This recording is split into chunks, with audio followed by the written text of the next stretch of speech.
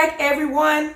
Thanks for joining in. And today I am closing out my fall videos and ending everything with my fall home tour. Throughout all of my fall videos, I have shared with you every space we went through, and you guys saw and watched me decorate different areas.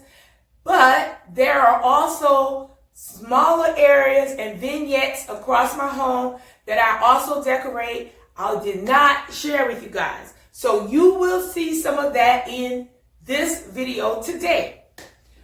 But before I get going with everything, you guys know I'm going to ask you to like this video, share it, comment in the comment section, give me a good thumbs up and a good comment, a smiley face, a heart, something like that to help support my channel. And I really appreciate and thank everyone who have been doing that for me. And if you are not a subscriber, go ahead, guys, and subscribe. Now, I do upload a variety of content, so hopefully some of it will spark your interest.